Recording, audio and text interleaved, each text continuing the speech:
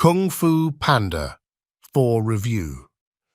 Though following a familiar formula that's running the risk of wearing thin, Kung Fu Panda 4 still finds heart in the reliable DreamWorks franchise. Over the course of 3 Kung Fu Panda movies, audiences have watched as Jack Black's lovable panda Po beat the odds and became the unstoppable force known as the Dragon Warrior.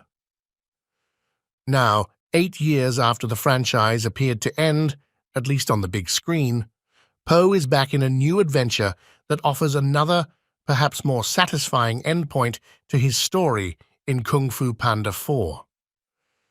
Though following a familiar formula that's running the risk of wearing thin, this new sequel from director Mike Mitchell and co-director Stephanie Stein still finds some heart in the reliable DreamWorks franchise. Kung Fu Panda first began in 2008 and became a box office phenomenon that only grew with its sequel. However, Kung Fu Panda 3 saw some diminishing returns, and it remains to be seen how this new effort will fare. As someone who just binge-watched all 3 movies, I can confidently say that those who enjoyed Po's past adventures will find things to love about this one, even if it is lacking some beloved parts. Kung Fu Panda 4 starts off similarly to the previous movies, with one of Po's previous adversaries making a surprise return in an ominous prologue. By now, Po has fully embraced his role as the Valley of Peace's Dragon Warrior, and he's even got a new staff to highlight his elevated position. The movie picks up threads from Kung Fu Panda 3, specifically involving Po possessing the late Master Oogway's staff.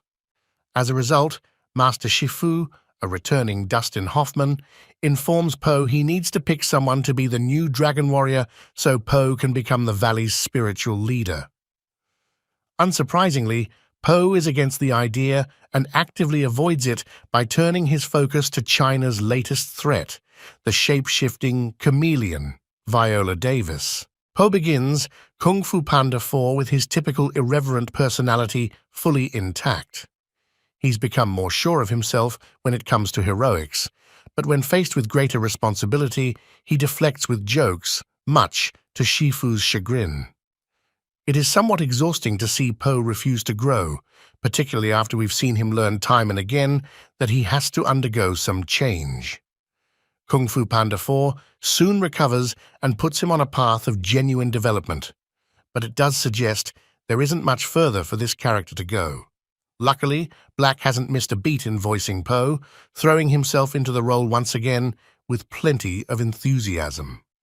His cover of Britney Spears' Baby One More Time in the credits is also not to be missed. As with the previous movies, Kung Fu Panda 4 has assembled an impressive voice cast.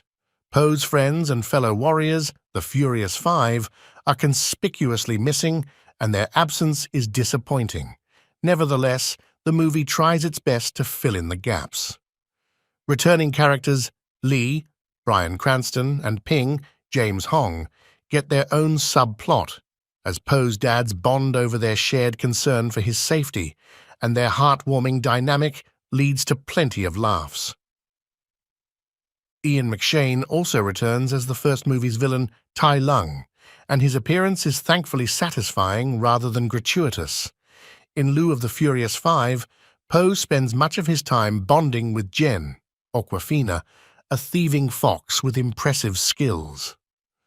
They first cross paths when Zhen is attempting to rob the Jade Palace, and Po enlists her in his crusade against the chameleon, when he realizes she has vital information.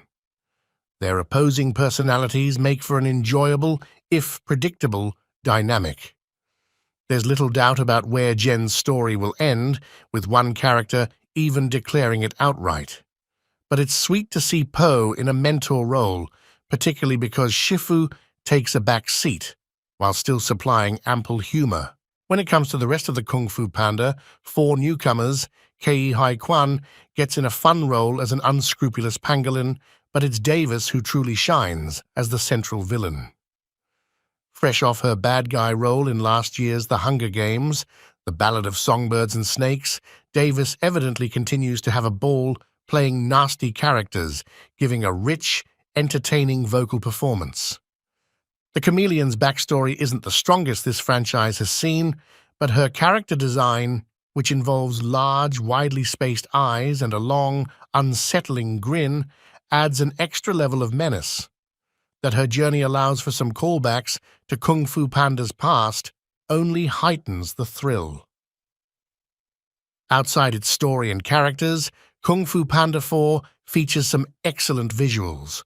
From the energetic fight scenes that make the most out of the characters' designs to the impressive new settings, Poe travels to, the most exciting being Juniper City, a bustling metropolis that feels both ancient and new. The creative team always ensures the movie is compelling to watch. There are additional visual flourishes interspersed throughout that give Kung Fu Panda 4 a unique style. All of these elements come together for an ultimately satisfying sequel that retains the heart of the franchise. Whether there will be more of Kung Fu Panda beyond this remains to be seen, but if this is to be Poe's last adventure, it leaves the character in a good place. Black's performance as Poe now stands among the most beloved in all of animation, and Kung Fu Panda 4 certainly acts like a worthwhile send-off. At the same time, there is a thread that could be picked up for an additional movie, so perhaps this isn't goodbye yet. Don't forget to subscribe to the YouTube channel Visionary Cinema for latest movie news.